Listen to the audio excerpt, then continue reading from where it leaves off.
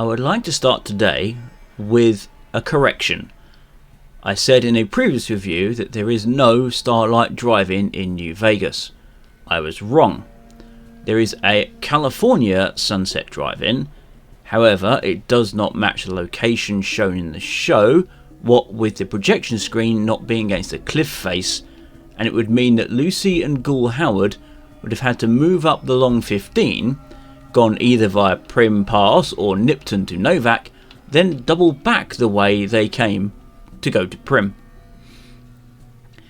Anyway, with that out of the way, on to episode 7. We open on a pre-war scene with someone yelling, "They're coming!" as we see 6 people running across a snowy landscape. Camera switch and there are only 2 people now, and a sign stating Uranium City internment camp that they are fleeing from. Shots ring out and the 2 women keep running, stopping only when they stop a vertibird, and then a US Marine in power armor teleports in front of them. But there is the sound of footsteps in this scene from off screen, you may say. Yes, 4. And 4 footsteps is not enough to put anyone out of the field of vision to directly in front as this show presents. A guy then runs on from off screen and blows himself up on the power armor Marine. It is here we find out that this is a memory of Stephanie. The other woman, as it turns out, was her mother, who, in no uncertain terms, tells Stephanie to cross the border and kill any Americans that try to get in her way of survival. She starts off by cutting the throat of a civilian who is just enjoying a can of pork and beans, before killing a border security guard. Title screen, and we cut over to the vault-tec facility, presumably right after the events of the last episode, as Lucy and Hank are in the production room with everything being business as usual. Lucy says that while it is one way to save the world, it is still wrong, and looking at Mr. Chicken Man asks how the system works. Hank says the dial controls what level of amnesia the people have, and the mainframe beams in new thoughts. Lucy wants to shut it down, but Hank says it's irreversible. Lucy asks how to stop more getting made, and we get a transition to our bonding moment, I think, with Hank teaching Lucy how to drive a golf cart as they head for the mainframe. We get to see more people who have been mind controlled, along with the Legion Man from the previous episode mopping the floor, while Lucy is trying to remember how to build a bomb. This seems to change her mind, as this tech could stop the Legion, as they do not then go into the mainframe room. Location change, and we are with Maximus, Thaddeus and Ghoul Howard, with Thaddeus continuing to be comic relief by trying to start a conversation with Ghoul Howard, but getting ignored. Maximus is walking with his fist clenched, holding the cold fusion pill, and I mention this because we get one scene with him holding it, the next scene with him not, then the following scene with him holding it again. Sloppy editing there, showrunners. Regardless, they are supposed to be going to Vegas, telling us that they are not there yet, and Ron Super Pearl from the previous episode dragged Ghoul Howard not only through Freeside, but also past the city limits and out to an abandoned NCR camp. But they're going in the wrong direction.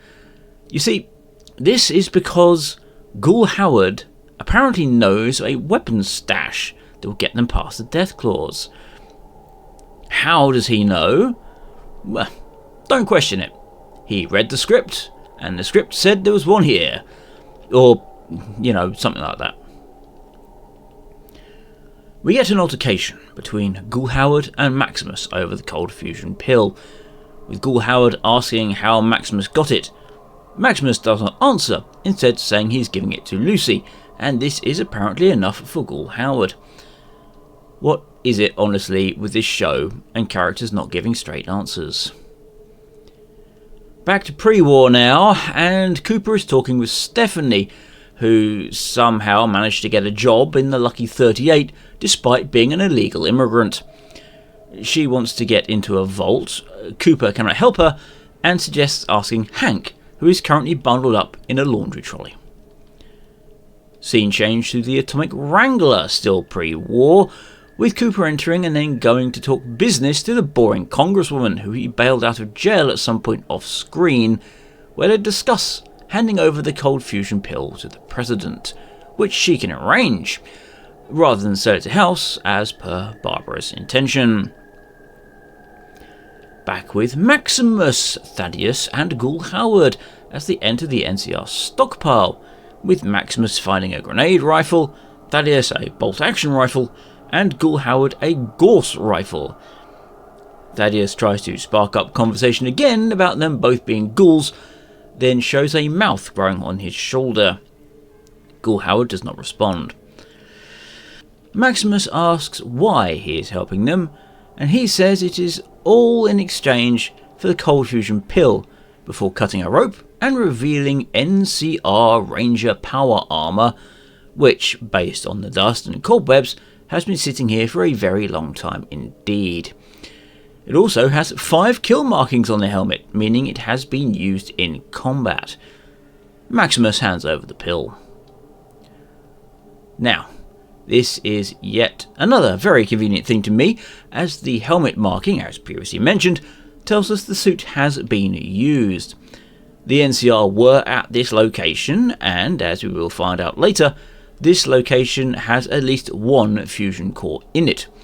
So when the NCR abandoned it, which we know they did as there are no storytelling skeletons around, why did they leave their most powerful piece of gear here for, presumably, the Legion to just take? Or if not the Legion, just any old Wastelander. Reason? So this episode can happen. It feels like the more this show goes on, the more the setting and background factions and people are just window dressing, there to be referenced and not treated like each and every one had a history. Over to Norman now, as he is waking up, only to overhear discussions of what to do with him, with it being said that the Vault-tec handbook says impersonating management is punishable by death before getting knocked out. Exactly in what world is it that impersonating a manager results in execution? In wacky old Vault-tec bad guy corporate world, it seems. Either that or the guy whose name I keep forgetting is lying, and none of the other junior executives are bright enough to have read the manual and are just accepting what he's saying. Either scenario does not paint Vault-tec in a good light.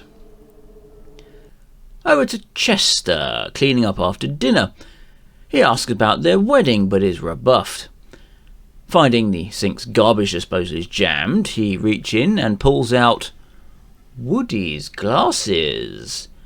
What has this murderous psychopath done to the bumbling man who knew too much? Well, murdered him for knowing too much, probably.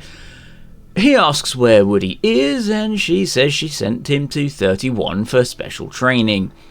That seems to be the go-to excuse for when anyone goes missing. Deciding not to push the issue, Chester shoves the glasses back in the waste disposal. Over to Betty now, who decides to go through with the keepsake exchange and unlocks the Overseer's safe to extract Hank's box. Back to Stephanie, as she's going to retrieve the box, which has been left in the open on a trolley, so that Betty, hiding in a corner, can jump scare her and remind her that they agreed to share Vault 32's water. Reminder, this is not what they agreed. Stephanie agreed to think about it, with reference to sharing the water. But regardless of that, Betty says she wants no part in whatever Stephanie is planning, as she just wants 33 to live in peace, which Stephanie makes no deal to keep. Reminder here that it is heavily implied during Season 1 that Betty was the one responsible for poisoning all the captured raiders and splitting up the residents of 33 so that all of the contests to her power would be nice and out of the way. Anyway, back to Freeside, and the three protagonists of this scene walk in from past the Silver Rush, with all the residents cheering for the return of the NCR and following them to the gate of the strip. They start going over the plan before, joke time!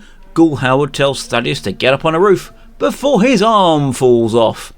Oh, what a card Thaddeus is. He even tries to remain part of the plan by holding both his right arm and rifle in his left hand. While the people do react to it, it's less in horror that a man's arm just fell off, and more that it's just a disgusting thing to happen. Anyway, Ghoul Howard and Maximus head to the gate, and Thaddeus vanishes from the scene. No climax just yet, however, as we go back to Lucy, this time in the yellow dress, as she's clearly thinking about going along with Hank's plan now, even if she looks unsure if it's right.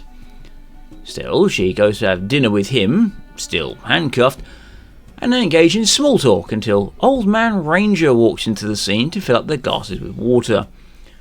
Lucy asks if he remembers when they first met, and he says it was this morning. She asks about the NCR camp in the hills, and he does not understand. Hank dismisses him. Hank says that the NCR is just like the Legion. Each has their problems, citing taxes, expansionism, and unpopular foreign policy. He burns his hand trying to get something out of the oven, and Lucy goes to help by unlocking the handcuffs. Only it is not to help, as she has cuffed him to the oven and stolen his Pip-Boy. You see, she has seen what it's like. One side is murdering people, enslaving them and crucifying them, while the other is just vaguely problematic. She thanks him for being a good father and leaves. Back with Norman, with Claudia untying him and saying they need to leave, but Norman decides to send out a radio broadcast instead, asking Lucy and Hank for help. Neither can respond, of course, as Lucy is racing to the mainframe and Hank is handcuffed to an oven, but this has given the vault-tec crew enough time to enter the room. We will not find out what happens here until the next episode, as we are back to Vault 32 with Chester and Stephanie getting married. Chester does not go through with it, citing Woody's glasses, which he shoved back in the garbage, then pulls out her identity card, showing everyone that she is Canadian and over 220 years old. But it is the Canadian thing that everyone reacts to. Yes, I put it in as a joke when it was first revealed, but it is actually the deal clincher. Stephanie flees and locks herself in the overseer's office. Curiously, there is a single bullet on her desk, which may be there to suggest she takes her own life. Only next episode will tell. Anyway, back on the strip, and Ghoul Howard tells Maximus the new plan. Get between him and the Deathclaws, or he gets into Lucky 38. Getting ready, Maximus walks over to a car and slides one of his arm blades across it, while a Deathclaw watches, before they charge each other and start fighting, with Maximus getting a good chest slice in. Ghoul Howard takes his time to calmly walk to the Lucky 38 door, despite there being two other Deathclaws on the strip, but they are off screen and thus do not exist right now. The fighting Deathclaw knocks Maximus into a car where one of his arm blades gets stuck, and rather than continue to attack a helpless opponent from behind, it goes after Ghoul Howard for unidentified reasons. I mean, most animals would probably continue to attack what just hurt them rather than go after a different target at random. But hey, I'm not the scriptwriter for Fallout. Thankfully, it roars, getting Ghoul Howard's attention, who shoots it, tearing right through the left torso and leaving the ribs not only exposed, whatever was behind them just gone. But this doesn't stop it or even make it run away, so it gets shot again in the neck, and still keeps coming. Thankfully, he is saved by Maximus coming in from the side, meaning that he had sprinted up the steps to get beside the Deathclaw while making no sounds, and then decapitates it. Ghoul Howard heads inside, Maximus turns around and, wouldn't you know it, the 2 other Deathclaws have now spawned in. Maximus tries to fight one, but is smashed through the gate to Freeside, which reinforces the question of how exactly was a padlock on a chain preventing these Deathclaws from entering Freeside, forcing them to resort to cannibalism, if they just had the power to throw something at the gate and break it to get all the juicy people on the other side. Well, who knows, as we leave the scene of Maximus now having to defend all of Freeside and go to Ghoul Howard. The final scene is actually 3 scenes cut together. Scene 1 has Ghoul Howard putting the cold fusion pill in Senor Bungalow's reactor, causing his face to appear on the big screen. Scene 2 is pre-war with him handing it over to the President. And Scene 3 is Lucy accessing the vault-tec mainframe, only to find out it is boring Congresswoman's head. Well, that was episode 7. Bar the Deathclaw fight, it felt like yet more filler, which is crazy given there's only 1 episode to go. Did the writers just not have a lot written, so they decided to stretch out what could have been 2 episodes into 4?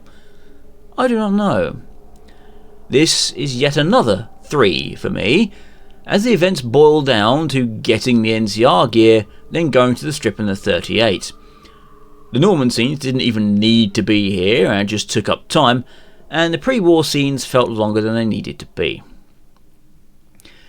As for everything it got wrong, well, the big one is that there is no record of NCR Ranger power armor ever existing. The NCR had access to salvaged Brotherhood armor after their war, but those deployed in the Mojave had their servos stripped out and were mostly just very heavy plate armor. The only other things I spotted were that the Ghost rifle that was used is in the same state as the Power Fist. It's the East Coast version, not the version used in New Vegas. And there isn't actually a gate leading anywhere down the road where the Silver Rush is. While not technically a thing it got wrong, the residents of Freeside and the NCR were shown as not getting along in New Vegas, with NCR outreach only supporting NCR citizens, with the Kings looking after everyone else in Freeside. But the Kings are all ghouls now, so Anyway, once again, thank you for watching. Please do join me next week for the final episode of this season, where I hope something significant happens. Have a good day.